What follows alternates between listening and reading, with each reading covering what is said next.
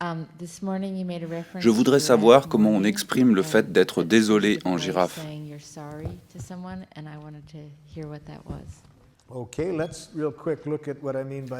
Pensez à quelque chose que vous avez fait, que vous regrettez d'avoir fait.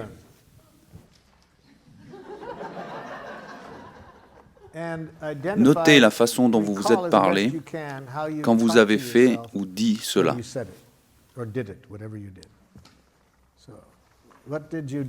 Qu'est-ce que vous avez fait que vous avez regretté et qu'est-ce que vous vous êtes dit?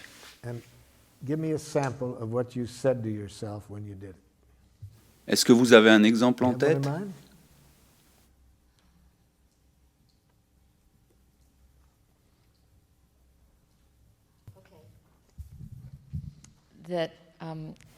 Que je me suis sentie défensive et que j'ai critiqué quelqu'un. Ce que vous avez fait, c'est vous avez dit quelque chose à quelqu'un que vous regrettez d'avoir dit, c'est ça? Qu'est-ce que vous vous êtes dit à vous-même à ce moment-là?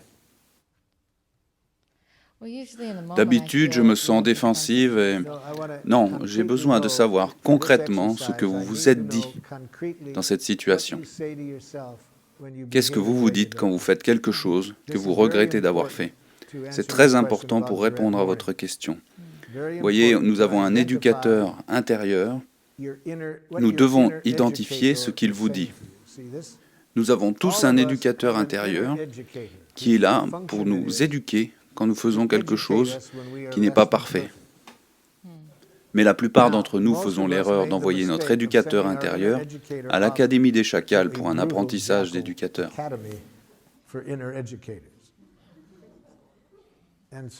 C'est très important de prendre conscience de la manière dont votre éducateur intérieur vous parle. C'est pour ça que je vous demande comment vous vous êtes parlé lors de cette situation. Comment votre éducateur intérieur a-t-il essayé de vous éduquer à ce moment-là? Dans le moment ou plus tard? Les deux. Quand je commence à regretter, ça se passe plus tard. À tout moment, qu'est-ce que vous vous êtes dit par rapport à ce que vous avez fait? Je suis quelqu'un de mauvais. Ah, ça suffit. Vous voyez, votre éducateur intérieur essaye de vous éduquer à travers la pénitence. Vous devez vous détester pour ce que vous avez fait. Il utilise un langage qui sous-entend qu'une mauvaise personne est quelque chose qui existe. Si vous vous excusez depuis cette énergie, c'est chacal. Toute excuse qui implique que vous avez fait quelque chose de mauvais va être néfaste pour vous et l'autre personne. Est-ce que vous comprenez? Oui, mais ça a l'air mal. Et je veux que vous vous sentiez mal dans cette situation, mais mal en douceur.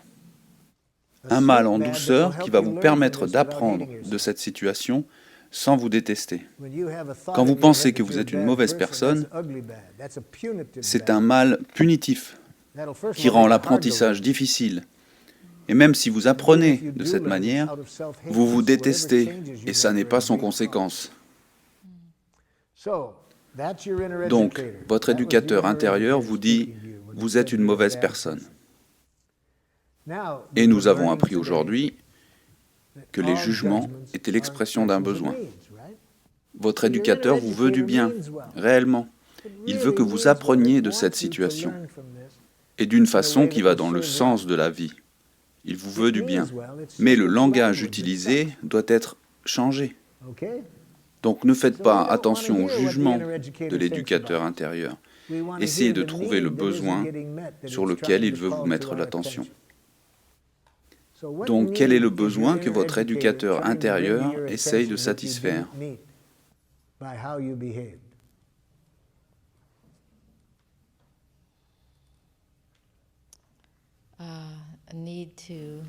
Un besoin d'avoir une meilleure relation avec la personne?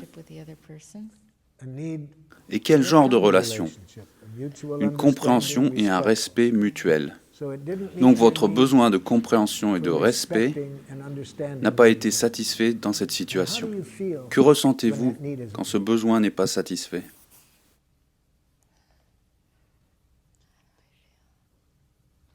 coupable, ça veut dire que vous avez toujours la mauvaise personne en tête. Ce ressenti provient du jugement. Je me sens isolé, séparé. Et que ressentez-vous quand votre besoin de compréhension et de respect n'est pas satisfait? Quelle émotion? Vous voyez, le sentiment de culpabilité provient du jugement que vous êtes une mauvaise personne. Mais quel est le sentiment que vous ressentez lorsque votre besoin de répondre à cette personne avec respect n'est pas satisfait? Je me sens triste. Oui, voilà, c'est ça. Je suis désolé en girafe s'exprime ainsi. Je me sens triste parce que mon besoin de respect et de compréhension n'était pas satisfait quand je t'ai parlé de la façon dont je t'ai parlé.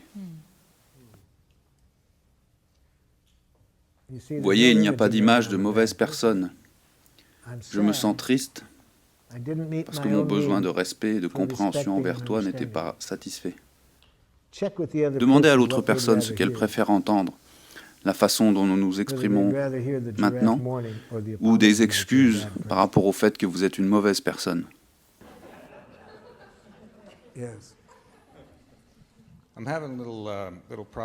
J'ai un petit problème pour accrocher complètement à ce modèle. J'ai l'impression que même si nous parlons de sentiments et d'émotions, tout ceci se passe à un niveau mental.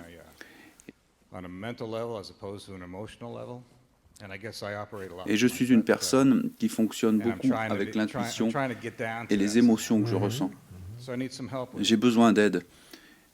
Comment est-ce que je peux utiliser cette technique dans ma vie de tous les jours?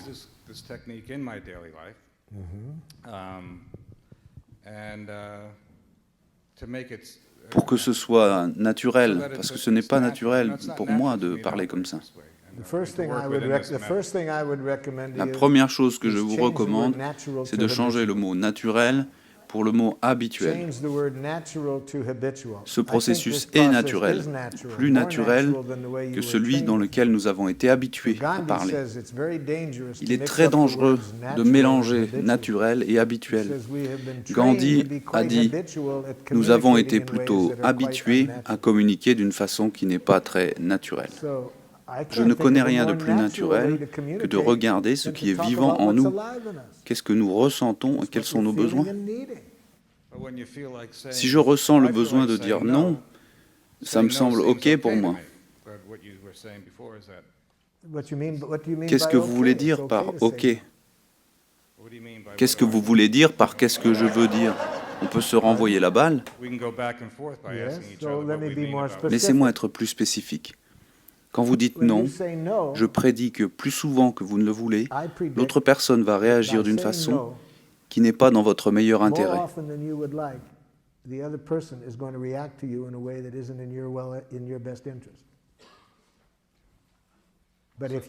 Mais si vous dites le besoin qui est derrière le non, il y a moins de chances que ça se passe comme ça. Si je comprends bien, l'idée est de communiquer pour que l'autre personne me réponde dans un sens qui va dans mon intérêt. Je dis que le but de ce processus est de satisfaire les besoins de chacun, qu'il donne de bon cœur, en dehors de toute motivation forcée.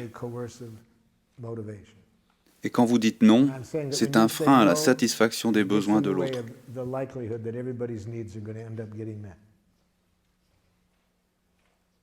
Si vous dites le besoin qui vous empêche de dire oui, je prédis qu'il y a plus de chances que les besoins de tous soient satisfaits.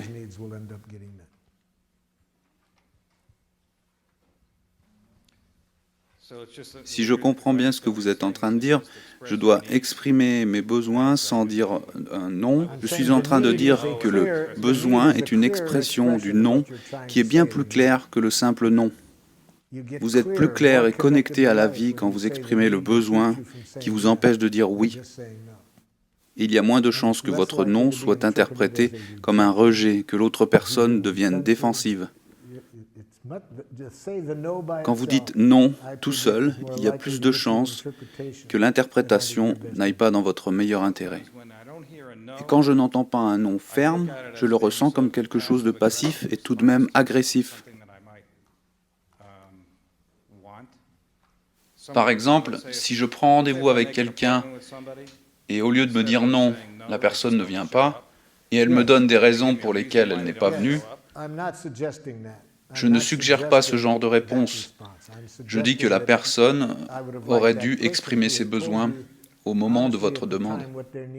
Si elle avait exprimé ses besoins, vous ne seriez pas dans cette situation. Elle a dit un oui qui n'en était pas un. Il y a des gens qui ne vont pas dire qu'ils ont peur de dire non. Ça dépend de leur histoire, de la manière avec laquelle leur non est accueilli. Si au cours de leur histoire, ils n'ont pas reçu beaucoup de réponses empathiques à leur non, ils ont plutôt peur d'être honnêtes.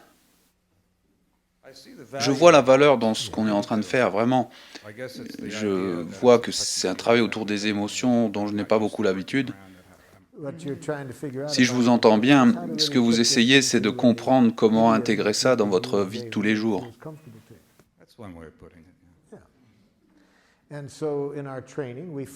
Dans notre formation, nous cherchons à donner aux gens des notions élémentaires, du vocabulaire, des compétences qu'ils peuvent intégrer dans leur langage de tous les jours.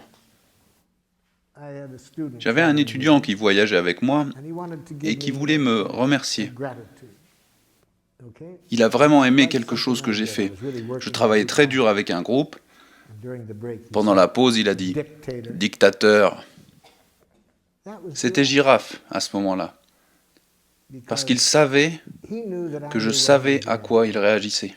Il savait que je n'entendrais pas un jugement. Il savait que je trouverais là-dedans ses besoins et ses sentiments.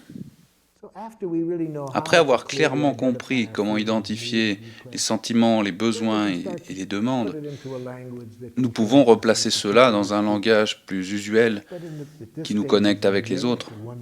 À ce stade de la première journée, je veux être sûr que vous compreniez ce qu'est un sentiment et un besoin. Parce qu'il va être dur, si vous ne le comprenez pas, de l'intégrer dans vos expressions. Je dois guérir du chacal new-yorkais.